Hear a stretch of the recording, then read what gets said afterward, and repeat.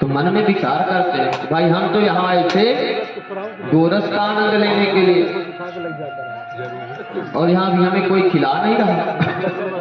भगवान अपने समस्त सखाओं को लेते हैं और गांव के बाहर जाते हैं, एक अपनी मंडली बनाते हैं। अच्छा, कोई बड़ा कार्य करना तो बिना मंडली के नहीं किया जा सकता, तो आज भगवान भी बहुत बड़ा कार्य कर रहे हैं। कौन सा कार्य? ब्रजे वसंतम नवनीत चौदह, जो गर्गाचार्य जी बतलाए थे कि माखन की चोरी करने वाले होंगे, आज ये माखन चोरी का कार्य करना भगवान को। तो आज समस्त सखाओं को लेकर के एक मंडली बनाते हैं, टोली बनाए। उस टोली का नाम रखे बाल गोपाल चौर विद्या प्रचार मंडल। इस मंडली में क्या सिखाई जाएगी? केवल चोरी करना सिखाई जाएगी। सखा जैसे चोरी का नाम सुने तब वह सखा कहते हैं भैया हमें चोरी के चक्कर में ना पड़ना, हमारी मैया बाबा तो खूब पिटाई करेंगे। अरे भगवान कहते हैं कोई हमें रुपया पैसा की चोरी थोड़ी करना, अरे मैं दूध दही मक्खन की चोरी करना, तब भी मना करते हैं। अब भगवान उन्हें समझाने लगे। समझाते किस प्रकार से भगवान की? अब बताओ, आज नहीं तो कल हमें बछड़ा गैया चराना पड़ेगा। कहते हैं जब चराना पड़ेगा तब चराना पड़ेगा, अभी तो नहीं चराते हम। कहते हैं आज नहीं चराते, फिर जब बाबा बुढ़े हो जाएंगे तब तो चराना पड़ेगा। तो सखा कहते हैं हाँ भाई चराना तो पड़ेगा, आज नहीं तो चराना पड़ेगा। तब पुनः भगवान कहते हैं कि जब आगे चल कर के गैया बछड़ा चराना है और आज जो दूध दही होता हुआ कहाँ जाता है? हमारे बाबा सब मथुरा में बेच करके आ जाते हैं, और जब हम खाएंगे नहीं तो ताकत कहाँ से आएगी? और जब ताकत नहीं रहेगी तो गैया बछड़ा कैसे चराएंगे? इसलिए जो हमारी गैया मैया का दूध दही है वह हम ही खाएंगे, गोरस हम ही खाएंगे, तब हम आगे चल के गैया चराएंगे। क्योंकि भगवान जानते हैं क्या कितने बड़े बड़े राक्षस आएंगे, पापी कंस को मारना तो बिना ताकत के थोड़ी मारेंगे। तो भगवान कहते हैं आज सब लोग अपने अपने घरों में जाओ और चोरी करना सीखो। कहे की चोरी? अपने घरों से दूध दही मक्खन निकालो और खाओ, फिर कल आकर के हमें बताना स्वाद कैसा था। अब सारे सखा चले अपने अपने घर को। रात को जब मैया बाबा सो गए उन सखाओं के, तब चोरी करना प्रारंभ हुई। अब यहां से चले तो रसोई की तरफ गए, तो हमेशा दूध दही संभाल करके रखा जाता था। पहले एक ऊपर रस्सी की शिखर बना करके उसमें टांगा करते थे, है ना? तो ऊपर शिखर में टांग दिए। अब एक मधुमंगल नाम का सखा था, वह सखा गया था तो छोटा सा, वह सखा गया बाल्टी रखा, बाल्टी के ऊपर चढ़ा और जैसे ही उसको पकड़ा बाल्टी इधर से खिसक गई, बाल्टी नीचे गिरी, वह भी गिर गया। मैया बाबा जग गए उसके, और जब मैया बाबा जग गए आकर के देखे दूध दही पूरा बिखर गया। कान पकड़ करके लगी पिटाई उसकी। इसी तरह दो चारों की पिटाई हुई। प्रातः काल हुआ, सब सखा भगवान के पास पहुंचे। भगवान कहते हैं क्यों भाई, सब लोगों ने मक्खन खाया कि नहीं खाया? दूध दही खाया? कैसा रहा स्वाद? तब जो सखा सफल हुए वो बताए भाई कन्हैया स्वाद तो एक नंबर पर, लेकिन जो विफल हुए कहते कन्हैया या तेरी चोरी के चक्कर में हमें ना पड़ रहे। क्यों? अरे देखो हमारी पीठ देखो, सर के ऊपर करके पीठ दिखाई, पूरी पीठ नीली पड़ी थी कि भैया देखो, या तेरे मक्खन और दूध से सबके तो पेट भरते, हमारी पीठ नीली होती है, भैया हमें यह चोरी के चक्कर में ना पड़ना। भगवान कहते बताओ तुम्हारा भी जीवन धन्य है, जो तुम अपने घर में दूध पीने के लिए गए वो भी पीठ नीली करवा के आई, इतनी मार पड़ी। भगवान कहते चलो जो सीख गए तो सीखे, नहीं बाकी को हम सिखाएंगे। अब भगवान का यही काम, एक दिन एक गोपी घर में, दूसरे दिन दूसरी गोपी के घर में। आज समस्त ब्रज मावाओं को परेशान करते हैं। कभी जाकर के गैया मैया के बछड़ा खोल देते हैं, और जब गोपी जाती है गाय लगाने, गाय दूने, तब कहती है कि लाला ने एक बछड़ा खोल दो। तब भगवान क्या कहते हैं, क्या तुम्हारी नौकरी करते हैं, अपने से खोल लो।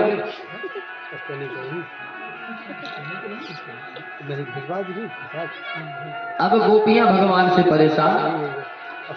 एक गोपी कि हम भगवान गए, उसकी लड़की सो रही थी और वह गोपी की शिकार से बाहर गई हुई थी। दोपहर का समय था। भगवान गए, दरवाजा अंदर से बंद कर लिए और उस बेटी की जो चुटैया थी उसे खटिया से बांध दिए। बढ़िया मक्खन खाए, सब सखाओं को खिलाए। अच्छा, मक्खन की चोरी कैसे करते थे? कुछ सखा गोल चक्कर बना करके खड़े हो जाए, उनके ऊपर फिर 3 सखा खड़े हो जाए और फिर उनके ऊपर स्वयं महोदय जी खड़े हो जाए। तो बढ़िया निकाल करके पहले तो स्वयं खाएं, फिर सखाओं को खिलाएं। और जब उस गोपी के घर का मक्खन नहीं टिका तो भगवान ना जाने एक किस प्रकार की आवाज निकाली, तो न जाने कितने बंदर आ गए। बंदर भी मक्खन खा करके बिल्कुल छक गए। अब जब बंदर भी मक्खन नहीं खा रहे थे तब भगवान के बताओ कितना सड़ा मक्खन है, या मक्खन को बंदरों ना खाए रहे और सारे मटके धमाधम करके एक के ऊपर एक कटक के फोड़ दिए। कीच मच गई। तब भी उस बेटी की नींद नहीं खुली। और जब चल रहे थे तो चलते समय उस लड़की के कान में कुकी मार दिए, कू बोल दी, कू बोल के भग दी। जैसे दरवाजा खोल के भगे तो उधर से वह गोपी आ रही थी, भगवान को जाते देख ली। आई तो इधर बेटी हल्ला कर रही थी, अरे मैया बचाओ, किसी ने खा लियो, मैया बचाओ। मैया आई, कहती अरे कोई नहीं खाई। अब वह तो चिल्ला रही थी, मैया खींच के झापड़ लगाए, रे चुप कर, कोई नहीं खाया तुझे, कन्हैया आया था, वह तुझे बांध करके चला गया। अब गोपियां उलाहना देने के लिए जाती हैं। आज गोपियां परेशान हो गई भगवान से, उलाहना देती है यशोदा मैया से जाकर के। यशोदा मैया के पास जाकर कहती भैया तेरा लाला चोरी कर रहा है। आज गोपियां भगवान का दर्शन करने के लिए जाती, किसी न किसी बहाने से भगवान का हमें दर्शन प्राप्त हो गए। भैया तेरा लाला दूध दही की चोरी करता, मक्खन की चोरी करता है। यशोदा मैया कहती बताओ मेरे घर में कोई दूध दही की कमी है क्या कि तुम्हारे घर में जाकर के चोरी करेगा? अरे मेरे पूरे 9 लाख गैया हैं, खूब दूध दही होता है, तुम्हारे दूध के लिए मेरा लाला नहीं जाएगा। इस तरह यशोदा मैया कहती, गोपियां कहती हम क्या बताएं तुम्हें। यशोदा मैया कहती तुम पकड़ करके लाओ हाथ तब हम जानेंगे, बाकी हम नहीं मानेंगे तुम्हारा विश्वास। अब जो भी गोपी आगे आकर के उलाहना देती, उसी गोपी के घर में दूसरे दिन मक्खन चोरी। आज समस्त गोपियां एक साथ जाती हैं और उलाहना देती है यशोदा मैया से कि मैया तुम्हारा लाला दिन रात माखन की चोरी करता, हम लोग परेशान हो गए। चोरी माखन की करे हो दिन रात, यशोदा मैया तेरो लाला। इस तरह समस्त गोपियां कहती हैं यशोदा मैया से कि मैया तुम्हारा लाला दिन रात चोरी करता है। के घर गए, माखन चोरी किए, गोपी आज भगवान को पकड़ लेती है। जब वह गोपी भगवान का हाथ पकड़ती है, कहती चल तेरी मैया कहती थी कि मेरे लाला को हाथ पकड़ करके दिखाओ तब मैं तुम्हारी बात मानूंगी, अन्यथा नहीं मानूंगी। अच्छा, आज भगवान का हाथ पकड़ी चल दी, बड़ी तेज से जा रही थी, रास्ते में उसके पति मिले। कहती अरे देवी कहाँ जा रही हो? वह अपने पति से बात बतलाने लगी कि इसकी माँ डेली कहा करती थी कि मेरा लाला चोरी नहीं कर सकता, कभी पकड़ करके बताना। आज पकड़ में आया है, आज मैं इसे बताती हूँ। और जैसे अपने पति से वह बात कर रही थी तो भगवान अपना हाथ छुड़ा करके गोपी का उसके पति की उंगली पकड़ा दी। अब गोपी पीछे कहे को देखे, आगे देखती जा रही है, अपने पति को घसीटती हुई जा रही है। अब जो लोग रास्ते में देखे वह हंसने लगे। अब नंद भवन में गई, हल्ला करती है, चिल्लाने लगी, अरे ओ बहना, ओ यशोदा मैया, ओ बहना, अरे देखो मैं तेरे लाला को लेकर के आई हूँ। इधर से यशोदा मैया निकली, दूसरे दरवाजे से भगवान निकल करके खड़े हो गए। यशोदा मैया एक तरफ भगवान की ओर देखे, एक तरफ उस गोपी की ओर देखे और हंस रही थी। जितना यशोदा मैया हंस रही थी उतना वह गोपी चिल्ला रही थी, कि बताओ तुम्हें हंसी आ रही है, मैं तुम्हारे यहाँ आई हूँ, मुझे गुस्सा आ रही, तुम हंस रही हो। और यशोदा मैया हंसने लगी। कहती क्या हुआ, बंद कर हल्ला, क्या हुआ तेरे साथ, क्यों हल्ला कर रही है। गोपी कहती तू डेली कहती कि मेरे लाला को पकड़ करके दिखा दी चोरी करता, आज पकड़ करके लेकर के आई है। भगवान आ गए सामने। यशोदा मैया कहती है अरे तू पकड़ी किसको, पहले देख पीछे, उसका मुख देख। देखी तो उसके पति थे, बेचारी चुपचाप नीचे सिर करके चली आई। तो भगवान ऐसी ऐसी निराली लीला किया करते थे। भगवान माखन चोरी किए, गोरस का आनंद लिए।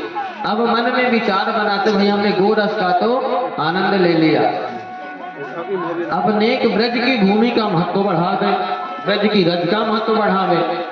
एकदा क्रीडवानस्ते रामाद्या गोपदारका कृष्णो मृदं भक्षितवानिति मात्रेण विदयन्। एक दिन भगवान श्री कृष्ण और भगवान बलराम अपने सखाओं के साथ मां यमुना के परम पावन तट पर खेलने के लिए पहुंचे। आज वहां पर खेल खेल रहे सब सखा बलराम जी के साथ, और भगवान जाकर के यमुना मैया के तट पर बैठ गए एकांत में। अब भगवान सबकी तरफ देख रहे कि सब लोग खेल में बिजी हैं, और इधर भगवान चुपचाप एक मिट्टी का डीला उठाए छोटी सी और खा गए। एक सखा देख लिया कि अरे देखो देखो देखो दाऊ भैया, देखो साग रहित करे कृष्ण मुपाल तैसणी। अरे देखिए तो आज ये कन्हैया अपने हाथ में मिट्टी लिए।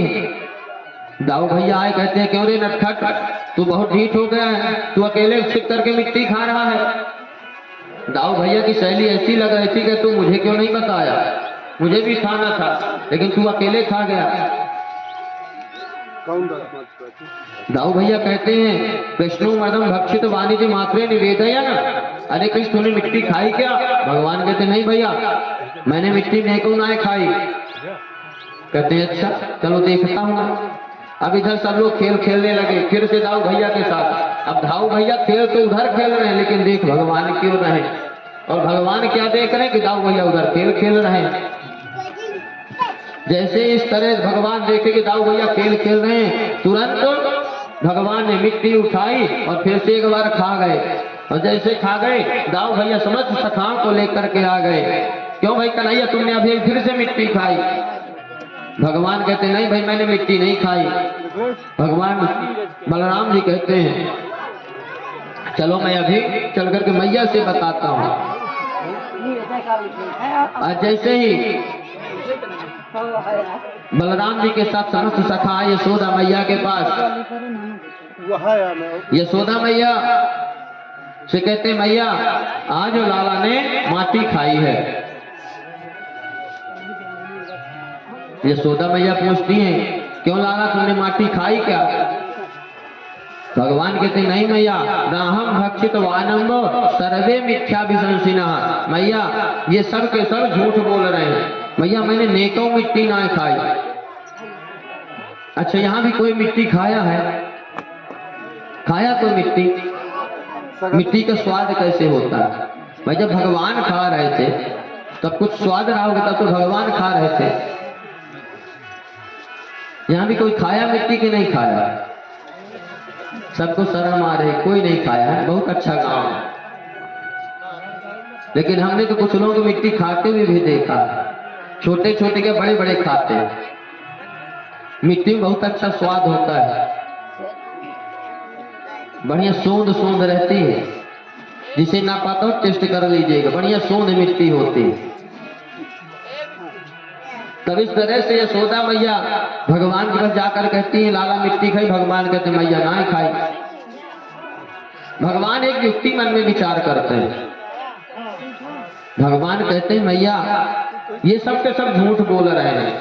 यशोदा मैया कहते हैं हाँ लाला ये सब के सब झूठे हैं, केवल राजा हरिश्चंद्र तुम ही हो कि जो केवल सही बोल रहे हैं, बाकी तो सब झूठे बैठे हैं यहाँ। भगवान कहते मैया अच्छा एक काम करो, यदि मैं मिट्टी खाया होगा तो मेरे मुख में देखो। यदि सत्य गिरस कर ही समक्षम पश्चिम मुखम। यदि मैं मिट्टी खाया होगा तो मैया मेरे मुख में देखो। यदि मैं मिट्टी खाया हूँगा तो मेरे मुख में होनी चाहिए, नहीं होगी तो मैं सही बोल रहा हूँ, यदि होगी तो वो लोग सही बोल रहे हैं। यशोदा मैया कहती हाँ लाला ये युक्ति तुमने ठीक बताई, चलो खोलो मुख। जैसे ही भगवान मुख खोले तो भगवान के मुख खोलते ही यशोदा मैया को बड़े बड़े पहाड़ दिखाई देने लगे, बड़ी बड़े नदी तालाब दिखाई देने लगे, यहाँ तक कि नंद भवन भी दिखाई देने लगा। यहाँ तक कि यशोदा मैया भगवान के कान पकड़ करके डांट रही हैं, यह भी दिखाई देने लगा। जब यशोदा मैया इस तरह देखी तो बार बार आंख मीचने लगी, मैं क्या देख रही हूँ। जब आंख मीचती है यशोदा मैया, आंख मीच के देखी तो सामने कुछ नहीं, पुनः आंख मीच के देखे तो फिर बड़े बड़े पहाड़। आज भगवान बताना चाह रहे हैं यशोदा मैया से कि मैया तुम छोटी सी मिट्टी के लिए इतना परेशान हो, देखो इस मिट्टी के तो बड़े बड़े पहाड़ मेरे अंदर बसे हुए हैं। यशोदा मैया समझ गई ऐसा कार्य कोई भगवान ही कर सकते हैं, सबके बस की नहीं है।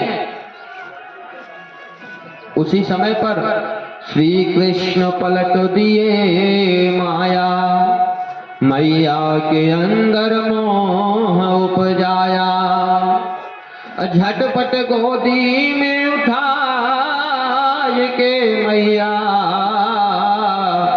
जोर से हृदय लगाया। जैसे ही ऐसा मोह आया यशोदा मैया के अंदर, भगवान अपनी माया पलट दिए। जो अभी तक माया दिखा रहे थे माया पलट दिए। तुरंत यशोदा मैया भगवान को गोद में उठा लिए। आज यशोदा मैया को लगा मैं तो कोई स्वप्न देख रही थी, और यह सब इधर भगवान की माया है। एक संत कहते हैं कि भगवान माटी क्यों खाए, मिट्टी क्यों खाए भगवान। तब एक संत कहते हैं कि भगवान मिट्टी इसलिए खाए क्योंकि भगवान पहले क्या खाए थे, अभी माखन खा रहे थे, तो भगवान के मुख में मक्खन लगा था। आज मैं गांव में तो भगवान मिट्टी खा करके उस मक्खन को साफ कर रहे हैं। यदि हाथ पे चिकनाई लगी है तो यदि मिट्टी लगाएंगे तो चिकनाई समाप्त हो जाती है, हाथ होता है, इस प्रकार का नहीं होता। भगवान इसलिए मृदा भक्षण करते हैं। श्री सुखदेव भगवान शुक्रानंदन परीक्षित प्रश्न करते हैं कि प्रभु ये बतलाइए कि ये यशोदा और नंद बाबा जिन्हें भगवान इतना परम आनंद प्रदान कर रहे हैं अनोखी लीला कर करके, तो ये कौन थे। तब श्री सुखदेव भगवान कहते हैं राजन द्रोणो वशो न प्रवरो धरया सहभार्यया करिष्यमाण आदेशा ब्राह्मणस्तमुवाच।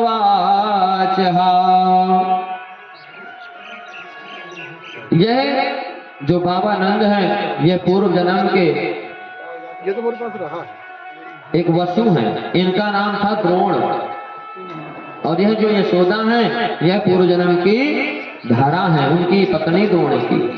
इन्होंने बड़ी भारी तपस्या किया था और भगवान से वरदान मांगे थे कि हे प्रभु आप हमें अगले जन्म में आप हमारे पुत्र बन करके आइएगा। आज भगवान उन्हें ततो भक्तिर भगवती पुत्री भूते जनार्दने, आज भगवान इस जन्म में जन्म और मृत्यु के चक्कर से छुड़ाने वाले भगवान आज परम पिता श्री कृष्ण उनके पुत्र बनकर के जन्म लिए। और यशोदा मैया नंद बाबा को परम आनंद प्रदान कर रहे हैं।